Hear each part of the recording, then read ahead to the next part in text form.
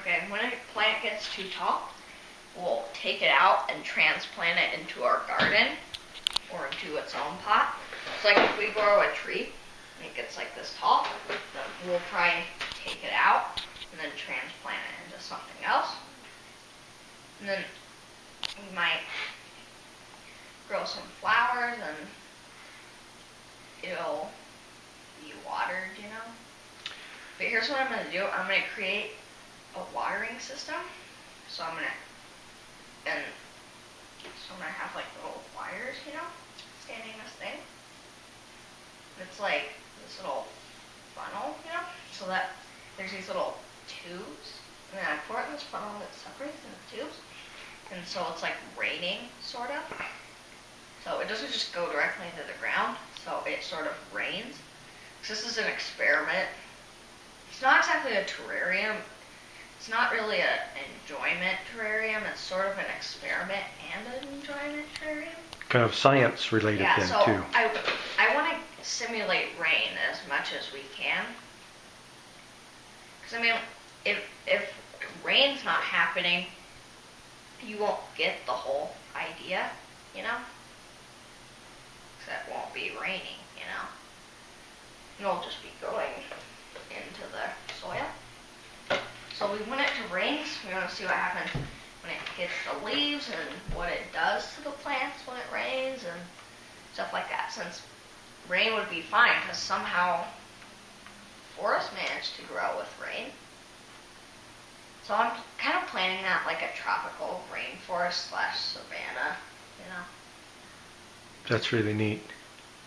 That sounds... and I might plant some grass in it too. That sounds like it's going to be incredibly beautiful and interesting. And that's why, you see why I want to go to Warner's now, kind of. So you want to go to Warner's today. What's today? It's Friday, April what?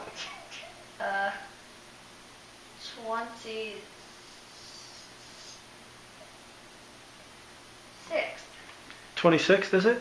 Okay. Just checking that. Do you mind reading off some of the other things on your list that you came up with that you are hoping to do all today? You came home from school with all these ideas of things to do today. The biggest ride of my life to Big 5. Biggest what kind of ride? Bike ride. Bike ride. Clear from here to Big 5. It's like 4 miles one way. Be an 8-mile round trip ride. Are you feeling it? Yeah. Okay. Okay, and build a solar oven. So, for example, you could start with like a cardboard box this size, and then kind of, could be a hot dog cooker. So, you see, we cut the top off, so it's just open. It's like a half a box, sort of. It can be about this tall, about this big, you know? And I just wrap the entire thing in foil. The bottom doesn't have to be wrapped, but it'd be better if it is. And then the whole inside and the outside. And then for the hot dogs, here's what we do is then we poke holes with skewers through the box and poke like a bunch of them so the hot dog can sit in between one. And then so we just turn it to turn the hot dog. We turn the skewers.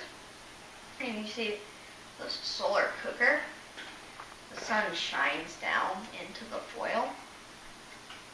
Okay. What we can do, we can also leave some flaps on the box and open them about like that. Off that angle, you know, and then wrap those in foil so that it directs the sunlight in. You know what I mean? I think I do know what you mean. Yeah, and then we'll just put the hot dogs in there so that it catches as much sunlight as possible. And those will be kind of wider so that we don't have to move it as often to get the sun, you know? Okay. Do you need to accommodate buns or just do buns another way? Just eat a hot dog. Just have a hot dog without bun. That's a great That's idea. what I did at school today. And those taste so much better than pancake from the grocery store. Those taste so much better than cooking them on an actual cooker. It sounds like you're telling me that was the best hot dog ever. That's a big nod. Just add. I mean, have you ever had a solar hot dog before? I had never had a solar heated hot dog. Have you had a solar heated anything? Yes, I think I tried to cook a pizza once and it never cooked. Oh, well. So actually, no, I haven't had it because it wasn't edible. I had to put it in the oven. What we can do is get like a clear piece of plastic and put it over the hot dogs, but make it so it'll open, you know? And then like at the bottom, spray paint the very bottom of the box black. Okay. Because you know how black absorbs heat well? So the silver foil is to direct the heat in, and then the black is to absorb the heat. You might do it on the sides, but then, so we could put a thermometer in there if we wanted. That's what Mr. Cash did. Mr. Cash, that's the teacher across the hall? No, down the hall. Yeah. And normally when we were out there, it was like 175 degrees with clouds over the sun. Oh, yeah. Yeah, because of the black and the foil. Wow. That thing was made of metal, but it can be made out of cardboard too. You know, this isn't exactly the same thing. I kind of mixed those two ideas. Like that idea that the former 6th grade student did, and then his dad did, you know? That's neat. And then a mix between this kid in my class that did a little box cooker for a science project. I kind of think that almost all fun, interesting, great inventions are a blend of ideas that already someone else thought of, and you start blending ideas and coming up with new things. Max, that's exciting. Yeah, normally 2 great ideas make one best idea, you know? 2 great ideas make an even better idea, usually. I like the way you put that. But sometimes 2 good ideas put together can make a bad idea, sort of. You know what I mean? Yes. Like if you have 2 bowls and you put like coal in one and start burning it, then you put hydrogen in the other. I think that's a bad idea. Okay, I'm with you. Yes.